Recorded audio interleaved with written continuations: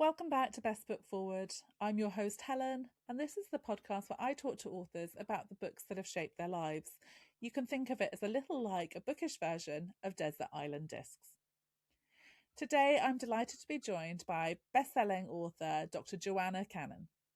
Jo's incredible debut novel, The Trouble with Goats and Sheep, was a Sunday Times bestseller, and her books have sold almost 1 million copies worldwide. Jo joins me today to talk about her beautiful new novel, An Unlikely Visitor. If you love a story that wraps itself around you and lingers long after you finish, this is the book for you. An Unlikely Visitor tells the story of Margaret, a recently widowed lady who feels like she has reached the end of the road. But just when it feels like her story might be winding down, something unexpected happens when she comes home to find a very unlikely visitor. An Unlikely Visitor is a story of loneliness, grief, hope, love, and the quiet ways that life can surprise us when we least expect it. It is a moving read, but it's one that will make you laugh and leave you feeling really comforted. Today, Jo and I will chat about her inspirations and about how her work as a doctor helped to shape this story. And of course, later in the show, we'll also talk about the books that have shaped her life. Before we get started, I need to let you know that I made a little mistake with this recording. I treated myself to some new headphones, not realising that they had a little microphone in the cable, which means there are some clunks and clicks and a bit of echoing on my side. I've cleaned it up as much as I can, but the good news is that Jo's recording is absolutely fine. There's still a lot for me to learn about podcasting, and I hope that it won't be too distracting. And I have, of course, ordered myself a new pair of headphones. So let's not waste any more time. Let's welcome Jo to the show. Jo, welcome and thank you so much for joining me today. My pleasure. It's lovely to be here. I am so excited. We've just been having a chat. I have been looking forward to this day because I am so in love with your new book, An Unlikely Visitor. So this is the proof, obviously. I just said to you, it's one I hugged when I finished. I loved it. It's Oh, that's so wonderful. lovely to hear. Thank you so much. So do you want to start off then by giving everyone a little idea of what it's all about? Oh, okay. I will try and summarize it without giving away any spoilers. This is a story about loss, what it means to lose somebody in various different ways, and a story about grief, but it's an uplifting story. It's a story about finding yourself in the midst of losing someone. And it's about a woman called Margaret, who's recently widowed. And it's about 3 months since she lost her husband. And the world is expecting her to kind of go back into her life and get on with things. But she can't because there's a derrick shaped hole in her life and she just doesn't know what to do with herself or who she even is anymore. Um, and it doesn't help that 40 years ago, Margaret and Derrick's daughter went missing on a paper round. She disappeared, young girl, and was never seen again. And no one knows what happened to her. There was only really Derrick that understood what they went through at that point. So now Margaret seems to be completely on her own. But one day she returns to her empty house to find an unexpected visitor waiting for her, somebody who might be able to help her solve the mystery of what happened to her daughter. Do you know, that made me really emotional then when you said the Oh, derrick-shaped hole. Like, oh, but it's an because uplifting book. You know, when you it say you've written a really, book about grief, people go, "Ooh," but it's uplifting and it's hopefully empowering. it really is, and it's so comforting and so warm and funny as well. Thank There's some you. really funny parts in it as well. Oh, thank you. So I love finding out where these ideas come from. So let's go back to the beginning and find out where the spark came from. Was it Margaret and Derrick, or was it character first or situation? What was first for you? Um, if I knew where my stories came from, I would visit there more often. But it always starts with a voice for me. Goats and Sheep, Elsie, A Tidy Ending, and this one all start with a voice. And I think, what does that voice want to talk about? What has that voice got to say? And it's always a voice that you wouldn't necessarily hear, a voice from the edges. And very often it's something that I have come across during my life that's planted a little seed in my head. And when I was a doctor, because before I started writing, I worked as a doctor, I used to see a lot of people who had lost somebody, a lot of people who were grieving. I saw a lot of death, basically. which was very challenging. But it made me think, as I was kind of walking the wards and going from department to department, how badly we all deal with death as a society. We don't quite know how to deal with people who've lost somebody. We don't know what to say to them. Even doctors struggle with talking about death. I can remember I'd been on the wards maybe a week, and I was on a night shift, and one of the nurses rang the porter's lodge and said, "Could we have a porter towards 7, please? We've got a package for Rose Cottage." And I thought, what's Rose Cottage? Is it some kind of admin place on the estate somewhere? Is it on the hospital grounds? I'd never heard of Rose Cottage. But it turned out that Rose Cottage and a package for Rose Cottage is in fact code between the nurses and the porters to say that one of the patients has died and can you come and remove the body. But they say a package for Rose Cottage. And I thought, gosh, if nurses can't say it, and there'll be equivalent of this all over every hospital, if nurses can't say it, then how are we supposed to be able to say it? How is society supposed to be able to deal with it when nurses who see it every day use these kind of code words? And that thought stuck with me. And I thought at some point, I want to write about this. I want to write about how we deal with death very badly. And then the voice of Margaret came to me. And I thought, aha, there's somebody who can talk to us about death and what it means to lose somebody and what it feels like to lose somebody. Because no book is written by accident. You know, every book, every author that writes is writing that book for a reason. And very often you're answering a question in your own head in 90,000 words, something that's puzzling you. And you see the same authors will go back to similar topics. They won't rewrite the same book, but they kind of revisit things. And it's obviously something in their own mind that they want to kind of explain to themselves. And I think that's what writing a book is. In this book, writing these 90,000 words about Derek and Margaret, I explained to myself what it feels like to lose somebody. Oh my gosh, there's so much you just said there that I'm like, Oh, my sorry. brain's fizzing. I rabbit. No, honestly, no, I rabbit. no, I didn't mean like that. You got me excited. I know you didn't. Like, oh, no, but I rabbit on and on. Honestly, when I get on a you topic, go. I'm off. It's like press a No, little I switch love and off I go. I love that. I think you're right. And we had this conversation about how we deal with death in a very awkward manner.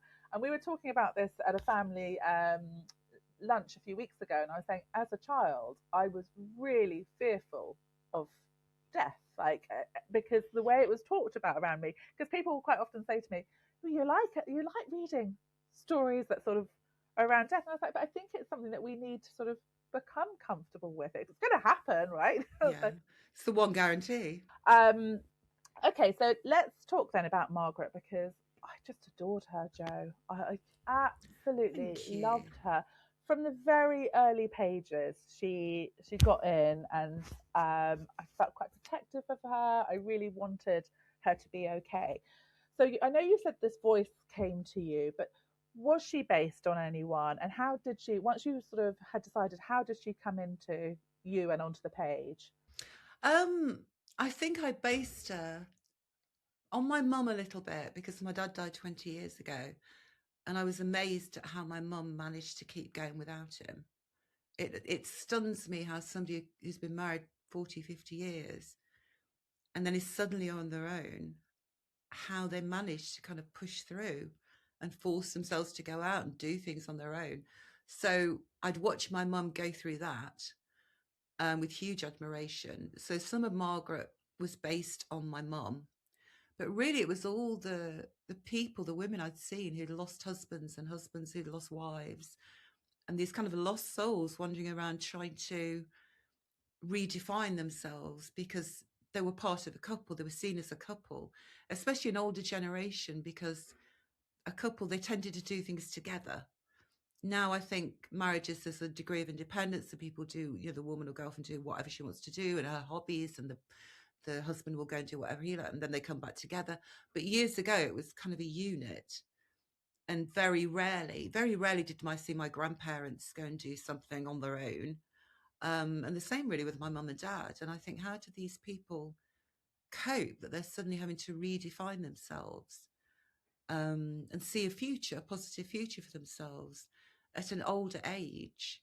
And it was really a kind of a combination of all the people that I'd seen, the patients on the wards, although I would never obviously literally write about them, because I think the GMC would have something to say about that. But the influence of the people that I'd seen, because everybody has a story. We're all made of stories. And as a doctor, I had the huge privilege of sitting down and listening to people's stories. And when you go to medical school and the one question in your interview that you're bound to be asked is, why do you want to become a doctor? And everybody says, I want to become a doctor because I like people. What you're really saying is you like stories. And there were all these stories. You walk into A&E and there's 30 cubicles, and in every cubicle there's an incredible story. And it was the older people that I found the most fascinating, and all the people that I saw who lost somebody. And they came into my mind when I was writing Margaret, kind of a tribute to them and their courage, really. So I find that equally quite moving, like the stories in the hospitals as well. Because actually, recently I was at a hospital appointment. I was looking around and I was thinking that the same, like what's everyone here and all these stories. And I was looking at particularly an elderly gentleman that was sitting there on his own. And I was like, oh, where's your support? I hope it's there as well. So I know it's the empty plastic chair at visiting times. There would be beds with just an empty chair. And I can remember in A&E once there was a horrible storm. It was awful. And in the middle of this really violent storm and all this rain, this elderly woman was brought in her 80s. She'd been sitting with her husband watching television. They decided to call it a night. He went to make a drink. When he came back in with a tea, he couldn't rouse her. So the ambulance brought her in. It was obvious that she'd passed away in the time that it took him to make this drink. She'd passed away. And she wasn't my patient. She was taken into resus and they called time of death. And I walked out into the corridor and her husband was standing there, wet through from the rain. And over his arm was his wife's navy blue raincoat, because he thought that she'd be going home with him and she would need her coat. And it just broke me, Helen. It absolutely broke me. And it's things like that, because I think, how is that man going to cope now on his own without this woman that he's been married to for 60 years? And it's things like that stay in my head, and it's things like that I want to get on the page, because they really affected me and made me think. And, as a writer, you want your reader to think. So they're the things that I put in my books. And it is, I mean, just to sort of reiterate to anyone who's sitting there weeping into their tea at the moment, listening. We'll tell some jokes in a minute. But it's not a story that's going to have you, like, bringing out your hanky all the way through. No, it's not beautiful, warm, funny. But I do think that this is a topic that really does need to be talked about. A lady I know just did a poll on social media. So her clients are all sort of younger, about my age. But she said she was absolutely shocked when the biggest result came back was how many people said that they were lonely. Oh, yeah. And she said it was women sort of in their 40s, 50s, 60s who were lonely. And it's not talked about. So I think sort of sharing it on the page, people will sort of see maybe their neighbour or maybe their grandmother, maybe themselves in Margaret and Derek's story. And I think that's really important. How was that for you to write then? Do you find it quite emotional to sort of dive into those? I find it quite therapeutic, because they're kind of ideas and thoughts in my head that I've put in a drawer, and I pull the drawer out in my head and write about it. And very often I'll go back when I've written a book and I think, oh, that's why I wrote that book, because that thing, like the man with the navy blue raincoat over his arm, that bothered me, it upset me. And somehow kind of purging and getting it onto a page makes me feel better. So it was therapeutic. And I also laughed a lot, because there's a lot of humour in there. And I didn't know whether it was me laughing at my own sense of humour, but you said you found it funny, so that's good. Yeah. That's reassuring. Because you've got to have light and shade in a story. You can't just write about misery and loss and death and grief. And you've got to find some humour. And I think there's a lot of humour in this book, which will hopefully make people laugh. Yeah, it does. But I think it's so full of heart. I mean, there was a couple of bits where I was sort of doing that sort of laughing, crying thing. It was like, I don't know whether to laugh or cry. Not that, but it was funny, but it was also really moving. And I've just thought, actually, that raincoat from this man has come onto the page, hasn't it? Because she can't move on from Derek's possessions, like the dog Yeah. lead is by the door and things as well, which I think probably happens more than Oh yeah. uh yeah, I'm sure, like particularly for Yeah. older people. So Yeah. Margaret has this unlikely visitor, and I'm She going does. to sort of tread very carefully. I found those scenes so touching because actually she has Oh other visitors as well. I think it was yes. so beautifully done. And as I said, it's funny moments, but it felt so natural to me. It just Yeah. felt like totally believable. So I'd love to know where that sort of idea, I know we're talking around it a little bit, where that Yeah. idea came from and how you sort of brought it to life in such a believable way. Well, it's very difficult to talk about it without giving spoilers away. Um, but I like to push the boundaries with every book I write. You know, I could have sat and written about 1977 and Angel Delight, and I could have written I could have written endless goats and sheep books, but Yeah. I didn't want to do that. I wanted to kind of move on a little bit and try something different. And in this book, I've tried something different. And I'm sure your listeners and viewers will probably work out for themselves who Margaret's unlikely visitor was. Yeah. But it was something that I wanted to experiment with. And it wasn't easy because just logistically, it's quite tricky um, to get the tone right because you don't want to be too far fetched, but you do want a little bit of magic in there. And I think somebody who does that brilliantly is Matt Haig. Yes. He always brings magic into his books, and it feels the most natural thing in the world. I believe everything that he says to me, no matter how removed from reality it is. And I wanted to capture that type of realism, but with a little sprinkle of maybe this could happen, maybe it couldn't. And my mum actually, she doesn't like reading books that can't happen. She likes books that could happen. My mum is 91, just to kind of give you some context. Um, and she obviously read my book when the proof came through. And she said, "Oh, I really love it. I really love it." I said, "Yeah, but that couldn't happen." She goes, "Oh, but it maybe could." And I thought, yes, that's what I want. I want the kind of maybe could. You just never know. You just never know. So it was tricky to write in places, but I think it came out really well, and I was really pleased with it because there was humour and there was kind of poignancy, and there's a bit of dose of reality in there as well. So I think, I mean, it's so believable, so readable, and I think when people read it together, it's going to spark sort of conversations. Again, I had a dinner with a group of ladies, and we were talking about, you know, things that we believe, and sort of, as you say, things could happen. It's like, how arrogant are we to sort of think that we know all the answers? And I love this sort of pushing of the boundaries just to, maybe it's because it's comforting. I don't know, but it's a lovely idea. I mean, if you'd said 5 years ago there'll be a time when you can't sit on a park bench or hug your grandma, I would have said that's ridiculous. So you just Yeah. never know in life what is Yeah. going to happen. Suddenly, all these post-apocalyptic books started to feel very real. Um, so you just Yeah. never know in life what Yeah. might happen. You never know. Yeah. And it's interesting you said about Matt Haig because I've just read his new book, The Midnight Train, Oh, which I comes love out, that I think. book. Isn't The- it great? oh, it's amazing. It's Yeah. incredible.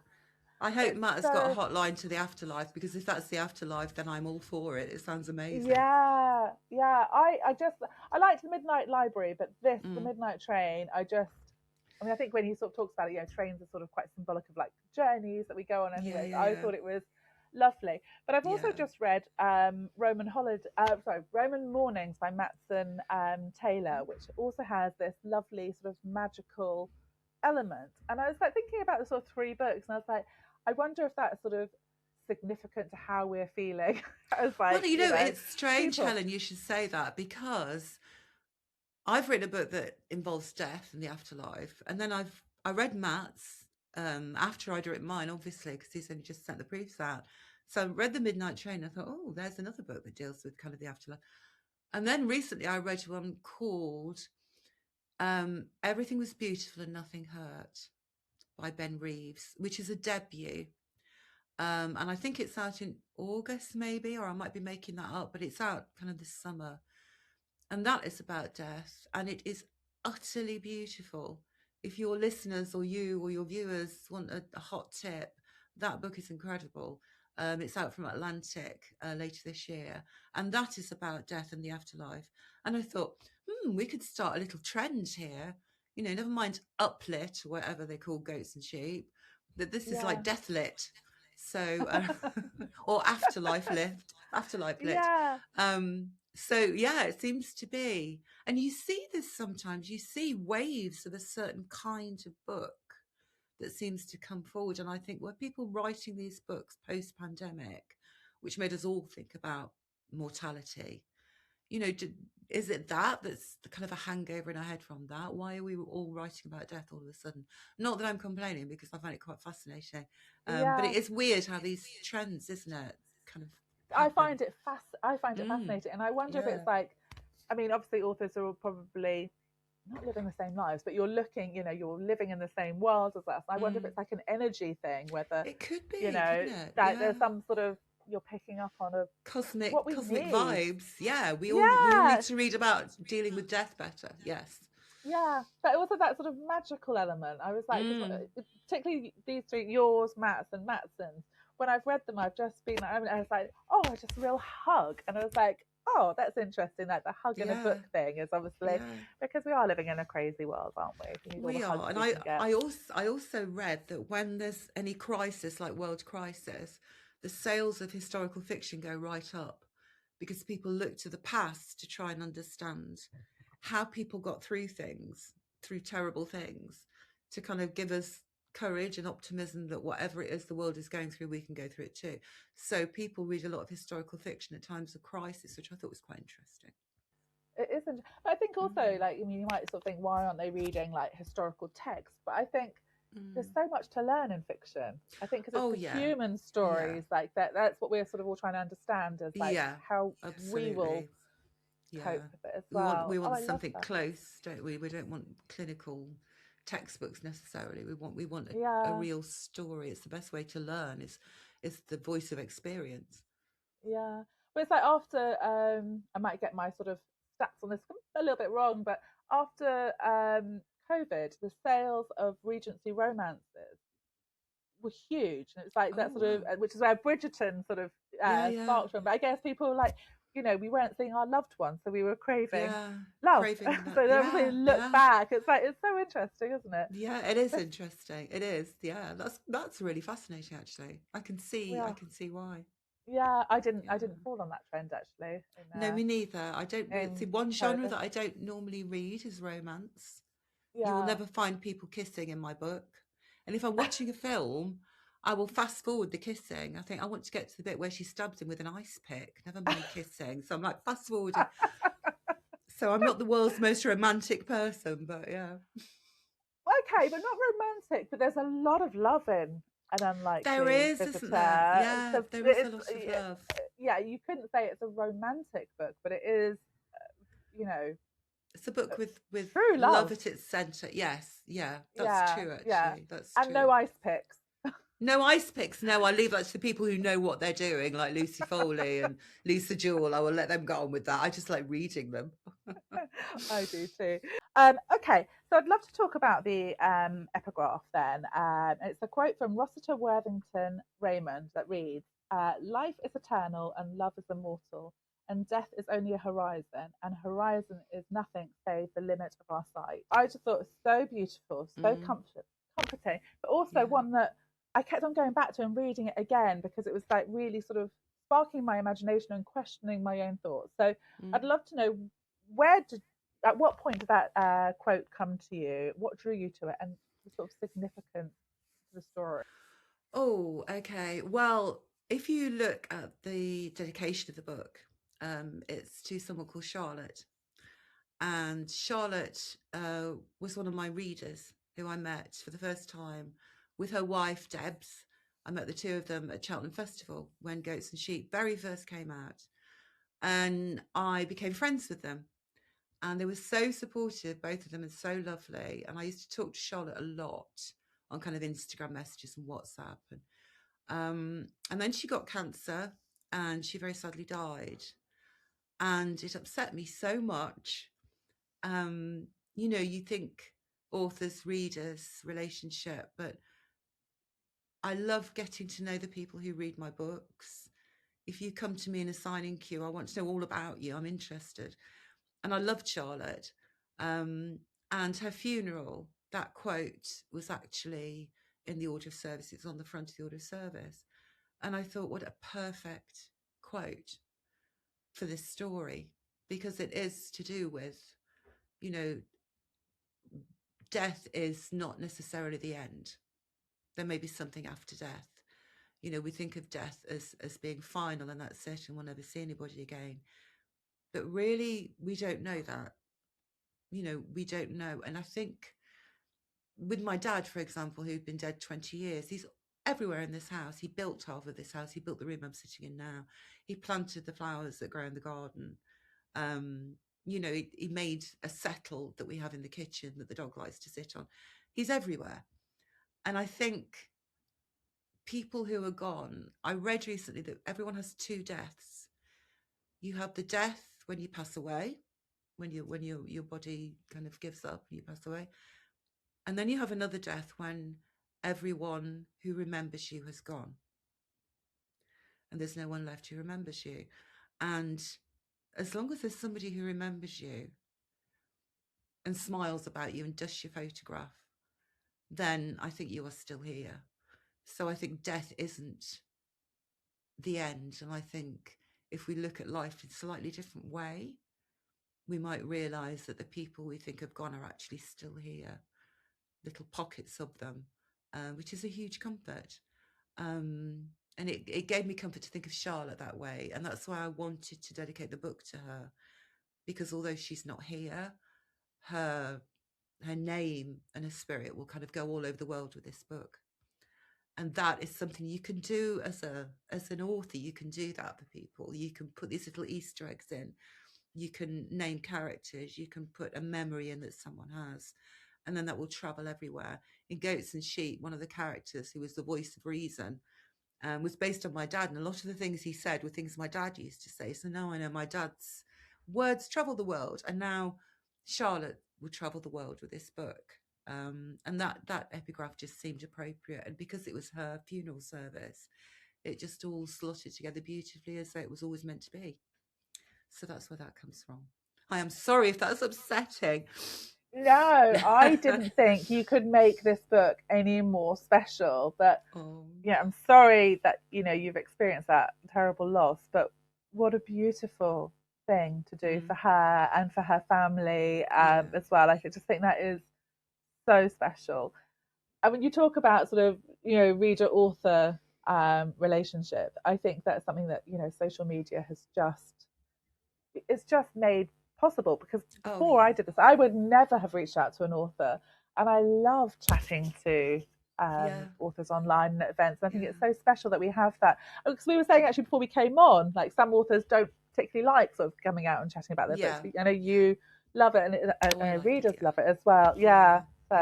And everybody, when somebody comes up to you and says, I bet you're really fed up of hearing this, but I really love that book.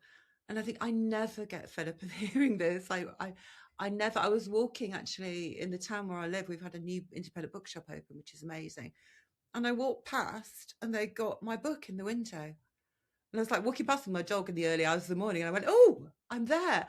And the thrill of that, after all these books and all the windows I've seen, and you see yourself in a bookshop, or a reader bothers to give up their Thursday evening to come and listen to you at a festival or in a bookshop.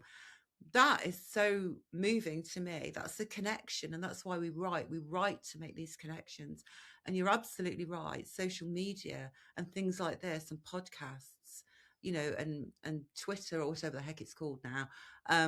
Those things are so precious, because it brings you together with people you would never have met otherwise. And I would never have met Charlotte, I'm sure. She might have come to the signing queue. I might have signed a book and off she goes.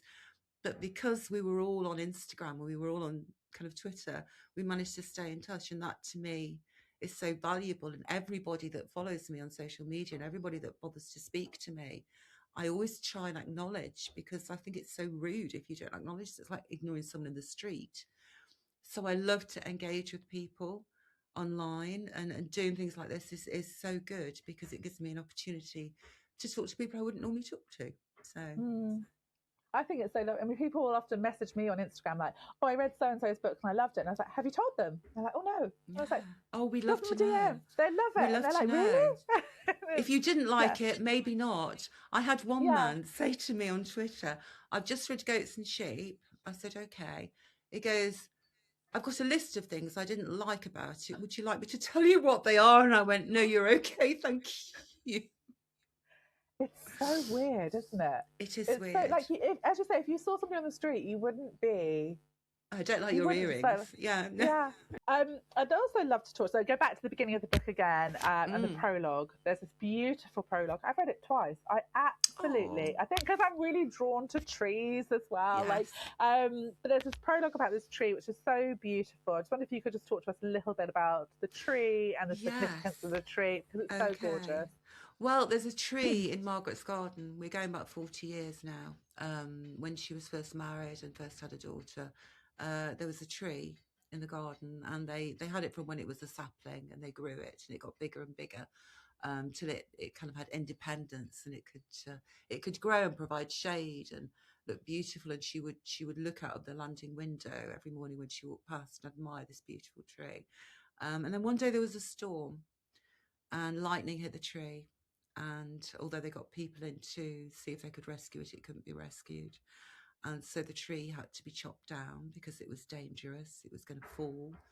And it was the point in Margaret's life when she started to count her life more in the absence of things than the present. So she would see that there was this huge absence in the garden of the tree, and it was symbolic to her for the absence of her daughter who'd gone missing, that the horizon would never be the same again, the look of her life would never be the same again. And that is actually based on a tree that I used to see every morning when I walked my dog. Not the dog I have now, a dog a couple of dogs ago called Clifford, who was a German Shepherd. And we always used to sit underneath this tree. We do a 5-mile circular walk in the fields, and we always used to sit underneath this tree and just have a minute. And I called it Clifford's Tree. And then one day I was walking kind of through the fields, turned a corner into this field where the tree was, and I thought, there's something wrong. What's wrong? And I realised the tree had gone. It had obviously been hit by lightning. You could tell by the ground, and the farmer had chopped it down. And I was utterly devastated. And I kept thinking, it's just a tree. Like, Joanna, get a grip. It's just a tree. But it just meant a lot to me because we always sat underneath that tree and kind of thought about life in general and went over our my problems. My dog didn't have any problems. But it was symbolic to me. And when I got to where they chopped it, there was kind of little slivers, cuttings of this tree. So I took one from one of the big branches, and I varnished it and I used it as a coaster. So a little bit of that tree is still with me. But yeah, Clifford's tree. that was based on Clifford's Tree because I can remember how Oh, devastated I was.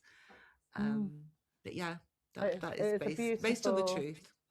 Oh, it's a beautiful opening. And I've just realised as you were talking about that, we've been so busy nattering. I said to you, I have to keep notes because Oh gosh. my menopausal brain. I've skipped past something really important. So Oh, what's that? I've skipped past the mystery that runs through this book, which is key, and that is the mystery of Margaret and Derek's daughter, who, as you said, she went missing on her paper round. Yes. It is a brilliant mystery that sort of runs all the way through. So when you look back to the sort of beginning, did you always know what was going to happen with Jeannie, or did that sort of develop as you wrote? I knew what wasn't going to happen. I knew that I didn't want a classic culprit, shall we say, for this situation without giving too much away. It was actually inspired by a true story about a little girl who went missing on a paper round in the 1970s. It was down south somewhere. And she was on her paper and she'd met these two girls, cycled up to these two friends on a country lane, chatted to them, carried on cycling, went round the corner. These two friends who weren't on bikes kind of got to the corner 2 minutes later, and this little girl's bike was in the middle of the lane with the wheels spinning and no sign of her anywhere, and they never found her. And I can remember hearing that story and thinking, dear Lord, how did her parents ever because it's the hope, I should imagine, the hope that she might come back. And when do you let go of that hope? When do you stop having her bedroom the way she had it? When do you stop leaving the porch light on? When does that? And they must be very significant moments for parents, as they're slowly letting go of the hope. And that stayed with me. And I wanted to include it in this book because it was a book all about loss, and they'd lost their daughter in the most awful circumstances. So that's why I included that. But I knew what wasn't going to happen. And as I wrote this story, it became clear to me, because I'm not one of these people that map everything out with post-it notes on the wall. I just have a vague idea. I know where it starts and I know where it finishes. I know the last line of every book I've ever written. I've known the last line before I even began. And I think, right, I've got to get to that point. How am I going to get to that point? And I don't plot anything out at all. I think if you're writing police procedurals or thrillers, you have to, because you would write yourself into a corner. But the kind of literary fiction, you have the luxury of allowing your mind to take you in whatever route it wants to get to the point that you know it's going to finish on. And I remember listening to Sarah Perry one day, and she said, whenever you write a book, ask yourself, why am I writing this book? What do I want to achieve? What do I want a reader to leave with or think about? Not in a preachy way. Just when somebody kind of turns over the last page, what do you want them to have thought about? So with every book, I've tried very hard to bear that in mind and to write towards that. Not revelation, but I think every book that's good, every book that you read changes you in some way. It makes you think about things. It might even change your mind about something if it's a particularly good book. It might give you the opportunity to hear a voice you wouldn't normally hear, or a point of view you wouldn't normally hear. And that's what I'm thinking about as I'm writing towards the end of the story. But I don't have any post-it notes. I don't have any plotting, which is quite scary sometimes. And I do write myself into a corner, but I write myself out of it, hopefully. I'm just loving this conversation because... Oh, me too. As you're talking, I'm picturing your books. I'm like, the way that you're taking stories that matter to you, people that matter to you, and sort of your experiences and putting them in with so much heart. That's why, as a reader, when I finished, I'm hugging the book, because you've given me not only a great story, but you've given me some of your heart as well. So well, you put pieces of yourself onto the page. Writing a book is like standing on a very, very big stage and saying, this is how I see the world. Does anybody else feel the same way? Which is very vulnerable. And you write. I think every book should be under autobiography in a bookshop, because every novel, there are pieces of us in there. We hide behind other characters and situations that we've conjured up in our own minds, but really a lot of it is us. And whenever you write, you have to make sure you write about something you feel so passionate about. You have to really want to tell this story and really have a good reason for telling it, because writing 90,000 words is a big slog, and people make it look really easy. You read a book, you think, oh, I think I'll have a go at that. But it's like watching Andy Murray at Wimbledon. You think, oh, I think I'll book a tennis court and have a go at that. And you book a tennis court and you can't hit the ball and it's huge, because people make things look easy. But if you really feel passionately about what you're writing about and you really want to say something to the world, then you'll keep going. And I think that shows in books when people are really, really driven by what they want to say in the story that they're telling you as a tool to say it. As you're saying that, it's like yesterday, or was it Sunday, was the London Marathon, and yesterday I was like, oh. No, like, no. Oh God, no, I've never tempted to do that. Never tempted. Only year that I was like, oh, should I? Me, you can barely manage 5K. I'm like, no. Oh gosh, no, I'll stick to walking my dog. It's safer. Yeah. So you talked then about the reader experience, and something I often ask authors is, what you hope readers would take away from reading this. So I'd love to know that. But for this, I'd also love to know what you took away from writing An Unlikely Visitor. What will stay with you from this? I think it's the same answer for both questions. What I thought, what I felt I took away, and what I hope other people take away is death isn't as scary as we think it is. You know, death is frightening because it's the unknown, and as human beings, we don't like the unknown. We like to know exactly what's happening. And I've seen patients who are frightened of dying, and they'll put on this huge act when the relatives are there. You know, and more concerned with how their relatives are feeling than how they are. And when the relatives have gone, I've had patients say to me, Dr. Joe, I'm scared of dying. I'm scared of what's going to happen to me when I die. They're not scared of pain or how they're going to feel in the dying process, because that's all taken care of, hopefully. But they're frightened of what happens afterwards. And I'd like people to take away from this book that we can find humour in death. We can find humour in tragic circumstances. It's not all necessarily miserable and tears and grief and loss. There's humour in there too, because life is a mixture of light and shade, and even death has lightness in it, you know, if you look at it in a different way. And I would like people to read this and not be so afraid of death, either dying themselves or dealing with people who've experienced someone dying, because we will cross the road rather than speak to somebody who's recently been widowed or bereaved, because we don't, not because we're cruel, we just don't know what to say. And, you know, saying, I'm really sorry for your loss, I'm so sorry you're going through that, that's enough. It's not a situation that you can fix.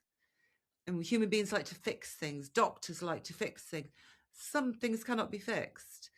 And sometimes all people need is to be acknowledged and to be heard. And I think that is something that I would like people to take away from this.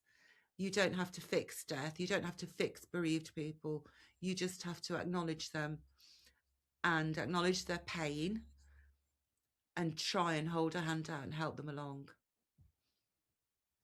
I think for me, I mean, it's all of those things. I found it very comforting. I found it slightly healing as well. But it's that sort of, I think where you've used the humour throughout, you know, it just makes it sort of just easy to sort of start to think about. And if anyone's sort of thinking, oh, it's a bit too death for me, trust me, it's a beautiful read.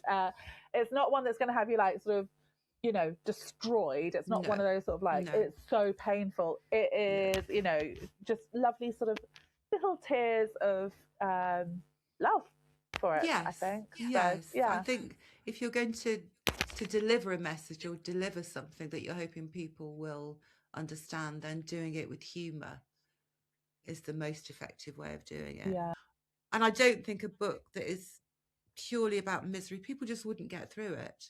You know, you would abandon it. I would abandon it because too much, too intense. Yeah. So as well as grief, I've thrown in a lot of humour and a lot of uplifting things, and a lot of things that people will hopefully find comforting and useful and entertaining, as well as thinking about the message in the book. Yeah.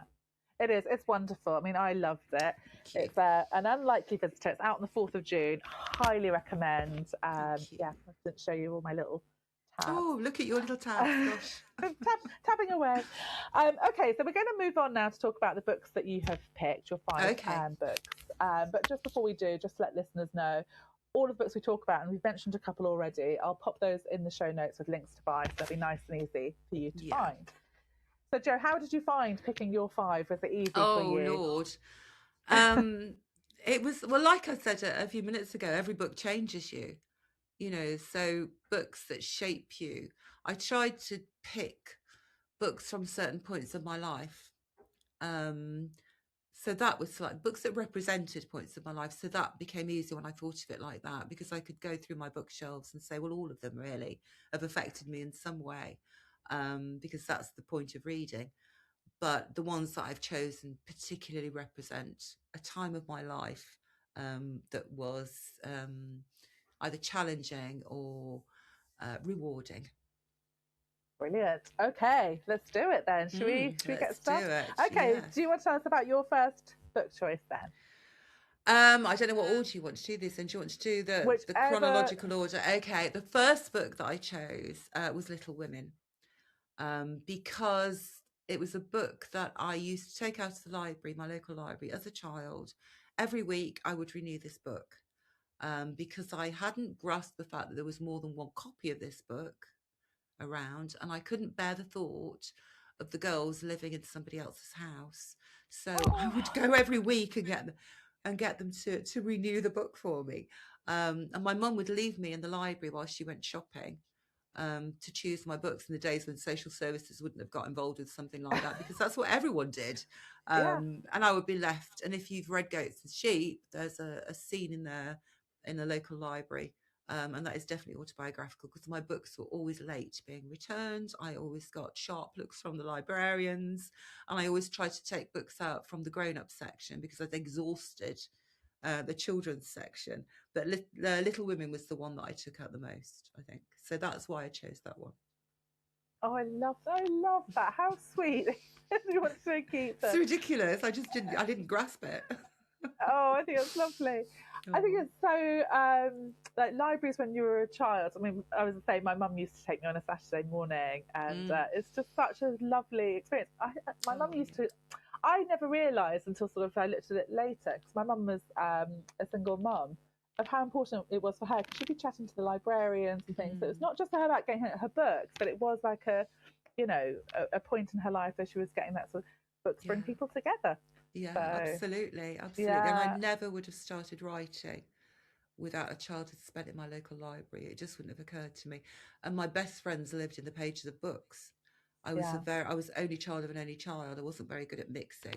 So all my friends lived within the pages of the books that I used to read. Then I will move on to Alan Bennett, shall I? Shall I move on to Alan Bennett? Yeah, sure. Let's move on to Alan Bennett. So I grew up on a diet of Talking Heads by Alan Bennett, and it was a BBC series as well as a kind of a written book. And it's, if people aren't familiar, it's a series of monologues. I'm sure everyone knows Talking Heads. And I can remember sitting down and watching it. Before I read it, I watched it on the BBC. And I knew within a few seconds who these people were. And I thought, how does Alan Bennett do that? How does Alan Bennett manage to show us who these people are in just a few words? What kind of power has he got that he manages to do that? And it absolutely fascinated me. And that's where I got my love of an unreliable narrator from. I adore unreliable narrators, and I adore books and stories about ordinary people, because ordinary people have got the most extraordinary lives. And I saw that as a doctor as well. That was reflected in the patients that I saw. But Alan Bennett was really the one who gave me a love of ordinary people and a voice. His voices are incredible. And I had this fantasy that one day I will meet Alan Bennett. It's all I've ever wanted to do, is meet Alan Bennett, because Alan Bennett plus my local library was like, that was what made me want to write. But I can never get to meet him, and we've tried endless times to make it happen, and it hasn't happened. So in the laws of 6 degrees of separation, maybe somebody in your audience has a direct hotline to Alan Bennett, because I would love them forever if that happened, because he's my absolute writing hero. I think he's incredible. Oh, I think then you will, and it'll be at the right time for you. It's yes. I sort of feel like, fate or whatever will intervene. I hope so, because he really is incredible. If by a chance somebody hasn't read Talking Heads or hasn't watched it, then haven't you? Oh my lord! No. Okay, go onto YouTube and watch the original BBC series. They're monologues, and one is narrated by Thora Hird, Patricia Routledge, Julie Walters, Maureen Lipman. They're all really kind of big names. Yeah. And it's just a half an hour monologue of this person talking about a situation or talking about their life. And they're all incredibly unreliable narrators. And you all know within 30 seconds who that person is exactly. Because Alan Bennett is just, in my opinion, an absolute genius. I love him. Okay, I shall go and watch some of those then. You can also reread them, the Talking Heads books. Yeah. Okay, perfect. Okay, so let's look at book number 3 then. What was your third? Okay, book number 3, I think would possibly be Wuthering Heights. Yes. I can remember when I was about 15, I was into reading thrillers and horror and death and dying and really dark things. And for our English A level, we were instructed to read Wuthering Heights, and I was in quite a strop about it. I thought, I don't want to read some dusty old love story set in Yorkshire. I want to read about people dying and ghosts. And little did I know that this book was the ultimate book about ghosts and dark things and gothic stuff. And of course, once I started reading it, I was hooked. But it does show you that you should not stay in a corridor of what you think you like and what you don't like. Obviously at 15 that was quite a narrow corridor, but I think even as you get older you tend to have these kind of limits about what you think you're going to be reading. So, and then also the reason I chose that is because when I read it later, kind of 10 years ago, 5 years ago, excuse me, when I first read it, I thought Heathcliff was the ultimate romantic hero. I thought he was amazing. I wanted to grow up, find a Heathcliff of my own and get married. And then when I read it 5 years ago, I was like, my God, this man is a beast. He's awful. This is toxic. This is gaslighting. This is domestic violence. This man needs to report it to the police. You know, the difference in the way I viewed the book from when I was 15 to 5 years ago is quite incredible. And I think books deliver what you need them to deliver at certain points in your life. You see things in a story that you need to see at that point. You know, as well as believing that I think the story finds you when you need to find it. I think the right book finds you. I also think that we see a great story like Wuthering Heights. We see something different depending on when we read it and what we need to see at that point. So that's why I included that one. I'm like nodding away like a loon over here. So I'm like, I totally think the same. Like, I think the right book will find you at the right time. And it's so interesting how your opinion of a character can change over time as well. It's so interesting. Like when you look back at books you loved, it's like, oh, what did I see in that? I know. Which I sometimes then think, like when I'm recommending a book I read a long time ago, someday I'm like, oh, actually, maybe I shouldn't, because now, like, I may have changed my mind. Was it as lovely as I thought? Or I still haven't read Wuthering Heights. It's like, have you not? Oh no. I'm always intimidated by classics anyway, but this is like the one that I sort of really haven't got to. No, well, I was the same with my next choice, which is Rebecca. I hadn't read Rebecca. I was, and everybody kept nagging at me. Not everybody, but a lot of people kept nagging at me to read Daphne du Maurier, and I was like, oh, don't know. Same attitudes when I was 15. I mean, it's ridiculous. And I'm talking like this is like 7 years ago. And Twitter kept saying, oh, you need to read Rebecca, you need to. And I thought, I don't really fancy it. Romance, isn't it? And somewhere down it's like, cool, no. And in the end I thought, right, you win, I will read it. And I adored it. And it is now my favourite book of all time. It has everything that you could possibly want in a book. It's got your big gothic mansion. It's got your dead first wife. It's got your sinister housekeeper. It's just perfect. She is the most incredible storyteller. And now I've read so many of her books because I feel, you know, when you read an author that you love and you trust, it's the most wonderful feeling when you open a book and you start reading and you fall through this literary trapdoor and you just let them take you. You don't question anything. You know, I don't know, I might have to get into it. You just fall through a trapdoor with your favourite authors, and you know that you're going to be safe and you know that you're going to be delivered an amazing story. And that's how I feel about Daphne. And Rebecca is just, I love My Cousin Rachel, but Rebecca is just incredible. And I can remember when I finished reading it, I wrote on Twitter, oh, I've finished reading Rebecca, it's amazing, I love it, la-di-da. And then I went to bed. And then I got up to go to the bathroom in the middle of the night. My phone was going mad. It was jumping around and buzzing. And I thought, oh, So I had a look, and all these people were saying, "Oh, congratulations, that's amazing, congratulations." And I thought, gosh, people are really pleased that I finished reading Rebecca. And I carried on scrolling, and it turned out I'd been longlisted for the Women's Prize for Fiction, which had been announced at midnight or whatever crazy time they announced it. And I thought they were congratulating me on finishing Rebecca. It wasn't even on my radar, the Women's Prize. And I thought, oh, okay. I thought everybody was like congratulating me because I'd finished my first Daphne du Maurier Oh, book. So that was I quite love interesting. that. I mean, congratulations on both. Well, yes, on That's both.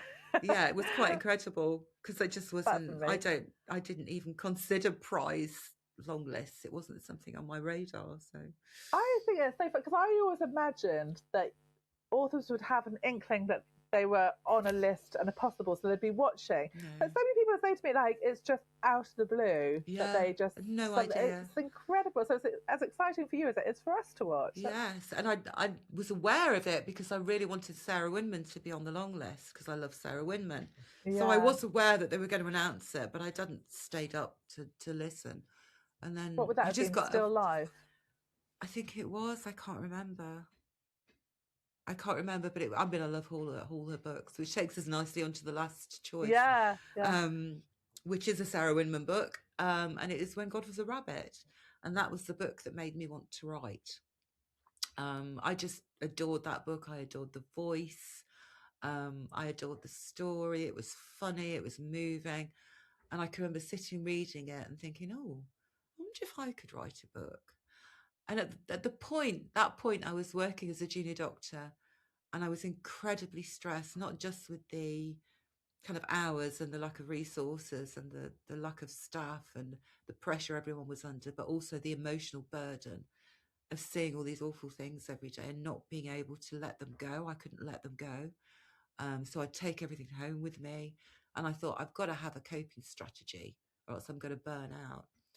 So that combined with Sarah's book, I thought, oh, I wonder if I could write a book. So I started writing just as an escape, just as a coping strategy to get me through the wards. So I got something else to think about when I got home. And I didn't think it would ever be published. I thought my mum might read it. And that book became Goats and Sheep. And it became a Sunday Times bestseller. So a lot more people than my mum read it. Um, but that's why I started writing, because of Sarah's book. And in a beautiful kind of circular way, I've now done events with Sarah. I did an event at Chatsworth House with the Queen's Reading Room with Sarah, and it was so special because she meant so much to me, and she's played such a huge part in my journey, right from going to the library when I was little and taking out Little Women all the way through to Sarah Winman's book. Has been this journey that's taken me somewhere I never expected to be. I didn't think I'd ever become an author. I think of myself as a reader, not a writer. I still think of myself as a reader, not a writer. Really? So yeah, I think of myself as somebody who loves books, who loves reading, and Yeah. I also write books. It's just the way, I think, because I've always read since I knew how to read. I've always read, so that is my defining status. But it's incredible that my book did as well as it did. You know, the fact that it was published, the fact that so many people loved it. And I can remember, you do find out, you're talking about prizes and whether you find out about prizes, you do find out about the Sunday Times listing kind Yeah. of on the Tuesday, Wednesday of that week. And my editor rang me and said, oh my goodness, you're like on half a week sales, you're number 7 in the Sunday Times bestseller. And I thought, oh my Lord, I did not see that coming. So I didn't believe it until I saw the newspaper in print. I kept thinking something was going to go wrong. So on the Saturday night, I stayed up all night with my dog eating crisp sandwiches. And then as soon as the newsagents opened at like 5 o'clock or whatever silly time newsagents open, I walked down to the newsagent to go and buy it. And I sat there and looked at this and I thought, number 7. And the next week I was number 3. And it was just so surreal, Helen. It was like, this is a book I wrote in a car park just for fun, just to get rid of the stress of the job. And all of a sudden, all these people are reading it. Isn't that incredible? Isn't that unlikely that something It's like not. that should happen? No, but there's so many brilliant writers out there, I and know, but people. it was a brilliant, brilliant Oh, book. So thank it's not you. unlikely in that, it's like, it was very well deserved. So, Thank you. but it's an incredible story of how it came about. But I Yeah. don't think it's unlikely at all. I think it was very Well, well yeah, no, that's deserved. probably the wrong choice. It was unlikely for me to end up Yeah, writing a book that then went on to become a bestseller. It was something that I yeah, hadn't ever thought of doing. I'd never considered it. There were so many people writing books. I thought, yeah, why would I? What have I got to contribute? Um, but it just shows you that everything in life that's worth having always starts with a pinch of anxiety. When I took that kind of goats and sheep that I was writing in my car, when I finally thought, oh, I wonder if it's any good, and I entered it into a competition at a writing festival, I was so scared. It was so scary because you're so vulnerable as to how people are going to react to it. But if I hadn't done that, if I hadn't found that courage, I'd still be sitting in a car park writing a book yeah, that no one would ever read. And it's the same as when I applied to medical school in my 30s. It was like, oh, should I be doing this? Is this crazy? So everything is with a pinch of anxiety. But the rewards, if you can just get past that anxiety and get past the barriers in your head that say, I'm too old for this, things like this don't happen to me. What's the point? No one will like it. People think I'm stupid. Just get over that internal narrator that will nag at you and just think, you know what? I've sat a lot of deathbeds, Helen, in my life, and nobody has ever said to me, I regret trying. I regret having a go. So based on that, I thought, let's have a go. So if there are any budding writers out there who are thinking, oh, no, I daren't show my work to anybody. What if people don't like it? What if they laugh at me? Just do it. What is the worst thing that can happen? Just do Oh my! I'm literally like my cheeks are hurting from it. smiling away because this is like I'm just having this conversation with a group of women at the moment, like people who are sort of trying to start new ideas or open new business, and this lady who's sort of not mentoring us, but she was like, when you get to the point of that anxiety, that's the point to go because Yes, that yes, is the start of something exciting. So yes, anxiety and excitement feel the same, yeah, like in many yeah. ways. So yeah. No, Oh, it's true. that's You such do, you such a do, great story. you have to, especially women have to do that. Yeah. We have to fight. And one of the rules that I've made for myself is when people say, oh, you've done really well, you've had these bestsellers, you've done that, you sold your book there. And I turn around and my instinct to say, yes, I've been very lucky. And I think, no, I have not been lucky. I mean, there may be luck involved, but that's life, but I've worked really hard. So I'm going to stop saying I'm lucky. I've just pulled this off my board. Oh, what does I that I say? have like a little post-it note board of things. So when I'm having like I'm doubting myself, which I do all the time, I have like little things that people have said to me that are nice. But it is like you're not lucky, you've worked hard. Yes, it's true. And we all as women say, oh, yes, I've been really lucky. And I think, Yeah, no, you haven't. You've worked yeah, bloody hard. So yeah. stop saying you're lucky. I Own know. it. It's like Own you're your trying to sort of success. exactly to stop trying to make yourself small and think, Mm, oh my gosh, it's so exciting. And then like just to take it back to Sarah, because I said to you when it came through on your list, I was like, I'm so happy because I mm, adore Sarah. She's yeah. never been picked on this show. And I think she has sparked a lot of people on their writing journey. I'm pretty sure Libby Page wrote the Lido because of a conversation Because with of Sarah. Sarah. Yeah. Yeah, so And she's the not most only incredible person, she's Sarah. so lovely. She's amazing. And if anybody gets the chance to go and watch her at an event, do go and on stage, because she's got a background in acting, she's just incredible on stage. And she's just the loveliest, kindest, sweetest person, um, which, is nice. It's an extra bonus. And her books are Tin Man is one of my favourite books Yeah, of all time. I adore that book. And when I yeah. read it, normally when I've read a book, I'll go and put it back on the bookshelf. And I kept it by my bed for months because I didn't want to Oh, say goodbye to it because I loved it so much. oh So it just sat there I for love months that. until I thought I really need to move this, going to get tea on it or something.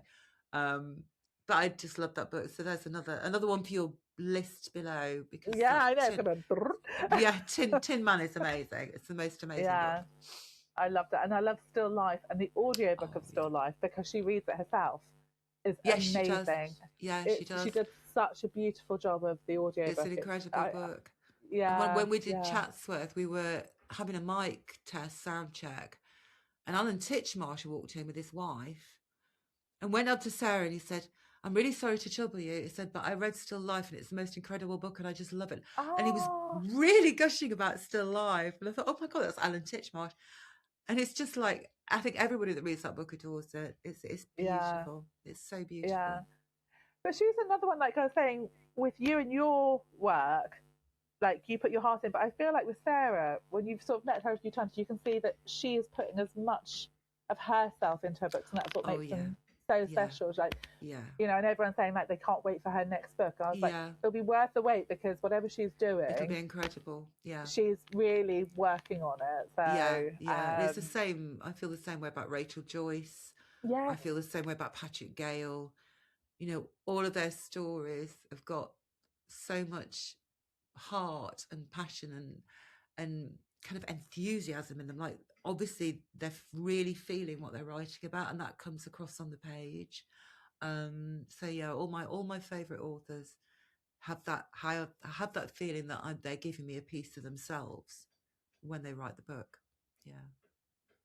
amazing. Right. So then I'm going to just get you with that last question, Okay. Joe. So if you could only read one of those books again, which one would it be? Ooh, It's mean, isn't it? I think it would be Rebecca. I adore Rebecca. Um, and because it's my favourite book of all time, if I could just have one book for the rest of my life, it would be that one. Um, Actually, Simon Savage, it's his favourite book as well. It's quite a few people's favourite book. Yeah. It's just got everything and I just love it. And I can get completely lost in it. And, you know, we read books to escape, don't we? At the end of the day, we read books to understand, to get different experiences, but also to escape. And when the world is in the state that it's in at the moment, I think escape has become even more important to everyone. And I treasure books because they give me that form of escape. And I think Rebecca is the ultimate escape. And if there's anybody out there who hasn't read it, then please do not do as I do and went, oh no, I don't read that. Give it a try because it's incredible. Yeah. Same.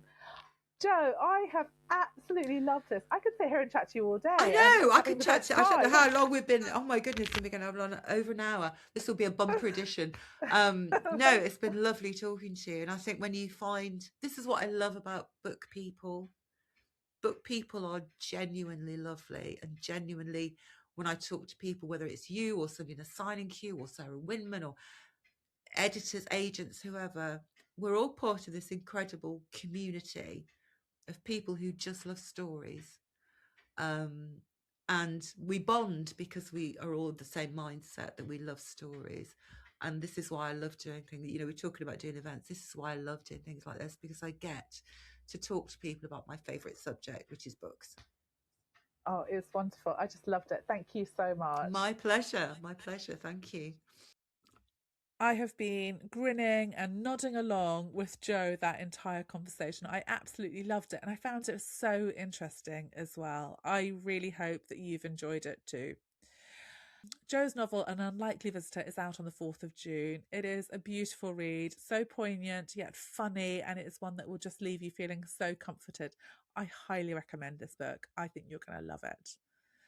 All of the books that we've talked about today are linked in the show notes with links to buy, so do go and check those out.